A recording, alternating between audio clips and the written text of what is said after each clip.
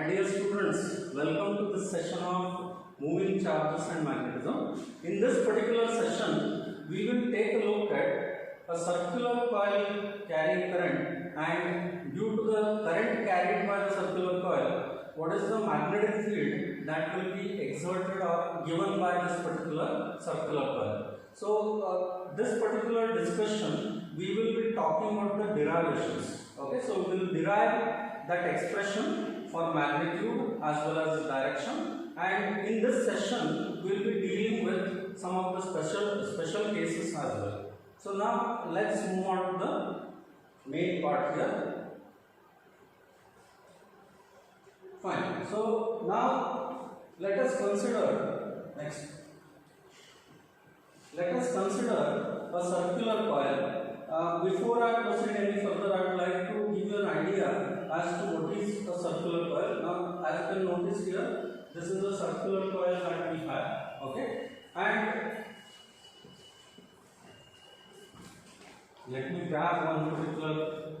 Now, and in this particular circular coil, as you can notice here, this circular coil, I am considering the radius of the coil as r here. Okay, and I am considering a small element dl of this particular circular coil. As you can notice, there is an element here, and this element I am considering. And if we just can you put next? If we just take a look at the rotation of this coil, if I rotate it like this, and for this particular derivation, I am taking the coil being perpendicular to the observation frame. Now, observation frame is this particular screen, and here I am taking what? The coil being perpendicular to the screen. As you can visualize this, and hence I will be drawing a diagram like this. So, next, if we just move on, as you can notice, I am keeping the coil, same circular coil, in this orientation, and there are two current elements here. Current element at point A, current element at point B. Can you press next? Next. Now, as you can notice, I am considering the current element of length dl on bottom and top at A and B I am considering, and at point O we have a center, and here is the axis of this particular coil I am considering.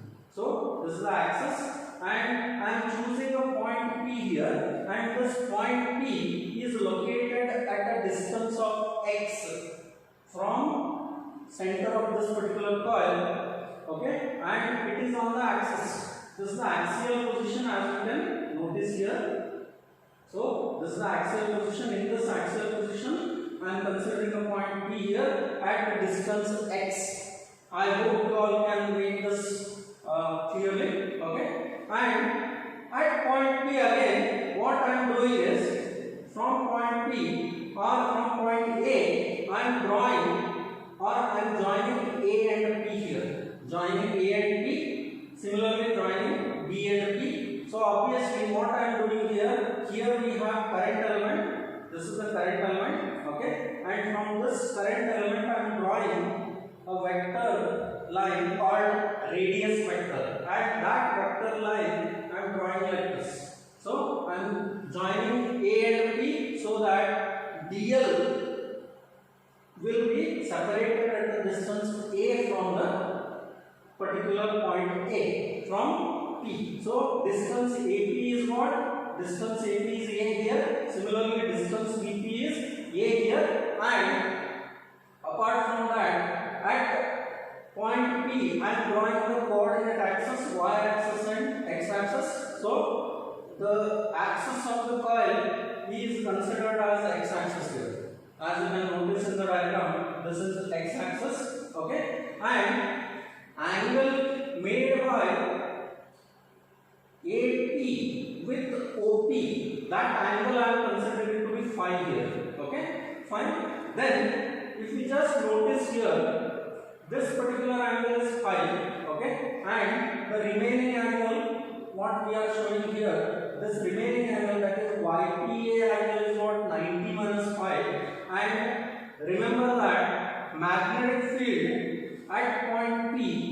perpendicularly inward here. It will be perpendicularly inward, but I am showing it for the sake of observation. I am showing it like this. That means magnetic field vector dB due to current element at A is shown perpendicular to AP. I hope it is clear. So magnetic field dB is perpendicular to AP, and because of that reason, my friends, now this is 90 minus 5, and this whole angle, that is CPA, is 90 degree, and in that YPA angle is what? 90 minus 5, so that means the remaining angle is 5 here. So hence we can comfortably see that angle YPC is 5. Similarly, for B, current element at B, I am again drawing a magnetic field vector dB dash. Okay, this is second magnetic field due to current element at B, and this magnetic field is again perpendicular to what? BP, and by the virtue of this, what is happening here? Angle between this vector dB and y-axis is again 5. Just go with the same treatment as what we have done earlier with reference to current element at A. I hope this particular discussion is clear. Now let's move on to the next part. So here I have given you the hint. Draw dB and dB dash perpendicular to AP and BP. So clearly, if we draw them perpendicular to AP and BP, whatever I have discussed, that all you can make it out very easily. I hope my discussion point is clear. Now let's move on to the next part. Now over here, so here we can say that we can make some considerations. Consider a circular coil of radius r, center O, carrying current I in the direction as shown. So I hope you can make this out very easily. And as you can notice here, center O, radius r, carrying current capital I. These are the things that we are considering here. Next. Then the plane of the coil is perpendicular to the plane of observation that I have already told you. Okay. This is the plane of the coil. Okay. And this plane of the coil is perpendicular to the plane of the observation. So plane of observation is this board here or the screen, and obviously I am taking the plane of the coil being perpendicular to plane of the observation plane. So I think you can make this out very easily. Okay. Then let P be any point on the axis of the coil that I have already explained to you, such that distance OP is equal to x. Next, consider two small current elements, each of length dl, located diametrically opposite to each other at A and B as shown in the figure. Okay, so these all things I have already explained to you. So now let's move on to the next part. Now we are considering PA is equal to PB is equal to R. So here PA equal to PB equal to A here. Can you please? So clearly PA equal to PB equal to A, that we have considered in the diagram. Hope you have drawn that diagram, because that diagram is very much essential. And here we can see that A square is equal to R square plus X square. From Pythagoras theorem, we can make that out very clearly from right angle triangle PAO, from that right angle triangle, or from right angle triangle PBO. From these two right angle triangles, we can comfortably say that A square is equal to R square plus X square, or A is equal to root of R square plus X square. Then this point I have already explained to you, that angle APO is equal to angle RPO is equal to 5. This already I have explained. Then according to Biot-Savart law, current element at A is given by. Now let's move on to the formula here. We know that the formula for Biot-Savart law is what? dB is equal to mu naught by 4 pi into I into dl into sin theta divided by R square. In that, my dear friends, current element and R, now these two are perpendicular to each other. So accordingly, I am considering angle theta is 90 degree here. So vector dl is perpendicular to vector A. Okay, so this is one simple notification that you can make out. And hence we can very easily see that a is equal to r square root of r square plus x square, that I can substitute here, and accordingly I will be obtaining this part. Stop one.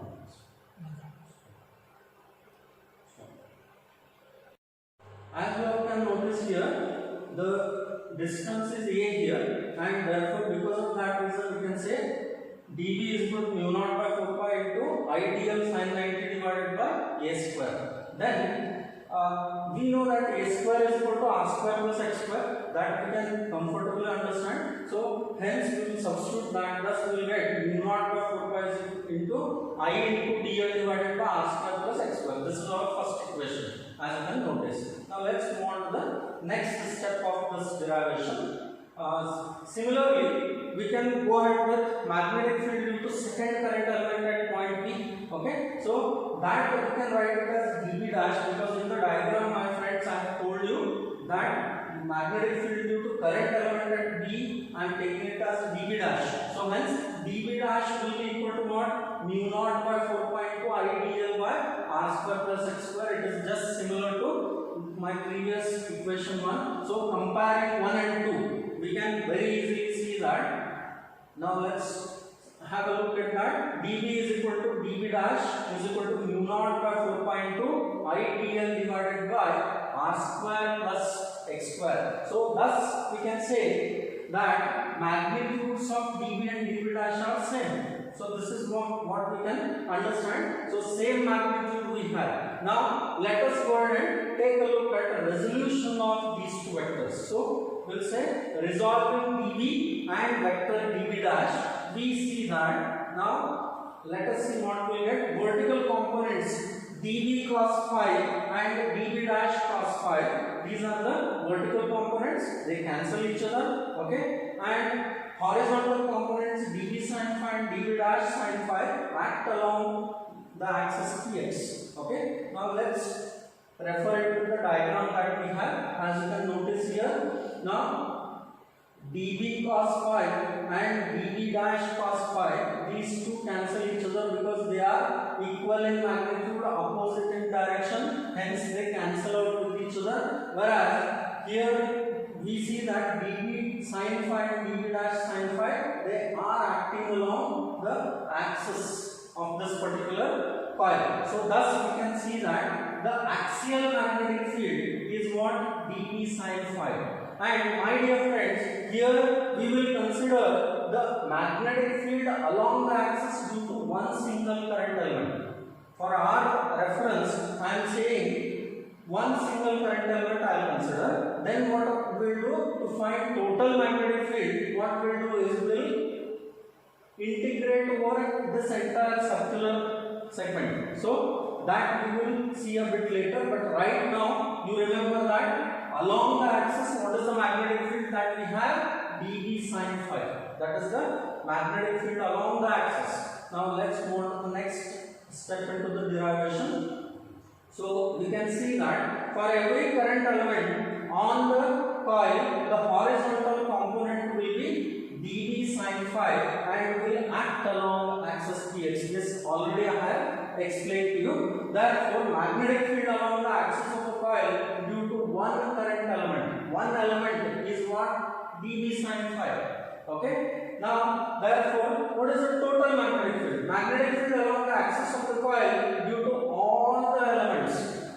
If we consider this circular coil, now such n number of such elements, if I consider on this particular circular coil, obviously over the entire circumference of this coil I have to consider. Correct? So that is what I am doing. Let's take a look at that. So I will call that as what? B, and B will be equal to dB sin phi and its integration. So integration means what? Summation. I am summing it up. So hence here sin phi value I can very easily calculate it as what? R divided by r square plus x square. If you refer to any one of the right angle triangle, you can comfortably understand sin phi is opposite by hypotenuse, and opposite is r here, and hypotenuse is square root of r square plus x square. So thus we have r by r square plus x square, and thus dB will become equal to, and dB is equal to what? Mu naught by 4 pi into I dl divided by r square plus x square. This is from equations both 1 and 2. So I am considering that. So let us substitute that in this particular equation. Therefore B will be equal to mu naught by 4 pi, under the integration we have mu naught by 4 pi into I dl upon r square plus x square multiplied by sin phi. Sin phi value is what? R divided by root of r square plus x square. So this is what we have obtained now. Now let's take a look at next step in this part. So over here, what will obtain? B is equal to mu naught I into r divided by 4 pi into r square plus x square whole raised to 3 by 2. So how did we get this? Can we just go to one step previous? One step previous. Come back to this. Okay. Now as you can notice here, r square plus x square into square root of r square plus x square. What exactly it is? Is it not just like b into root of b? B into root of b is what? B raised to 3 by 2. That is what we have obtained. Now let's proceed to the same step where we were discussing. And over here we can understand this entire part into dl. Now as you can notice here, this part is a constant. This is a constant factor here. So hence we will keep it out of the integration sign. So thus we will get this as what? Integral of dl. Now integral of dl, I will try to explain that to you. Suppose I take one current element like this current element, okay, and if I consider such n number of current elements on this circumference, if I sum up all those lengths, okay, along this circular coil, then what will be the sum of the lengths of all these elements? Is it not the circumference of the coil? Do you agree on this? See, I will repeat once again. Sum of all the elements, length of the elements along the coil, if I consider, then sum of all these current elements will give me what? Circumference. So hence integral of dl is nothing but what? Circumference of the coil. So let's take a look at that. Now integral of dl is equal to 2 pi r. Therefore d will be equal to mu naught I into r divided by 4 pi into r square plus x square whole raised to 3 by 2 into 2 pi r. Now in place of integral of dl, I am writing 2 pi r. Now moving to the last step. Therefore as you can notice here, 2 pi and 4 pi we can cancel, we will get here 2, okay, and this r is getting multiplied by r here, that will become r square. So therefore we get d is equal to mu naught I r square divided by 2 into r square plus x square whole raised to 3 by 2. And what is the direction of this magnetic field? From the diagram, if you make that out, we can see that it is along the positive x-axis. Now here we had point P, so thus direction of this particular magnetic field will be what?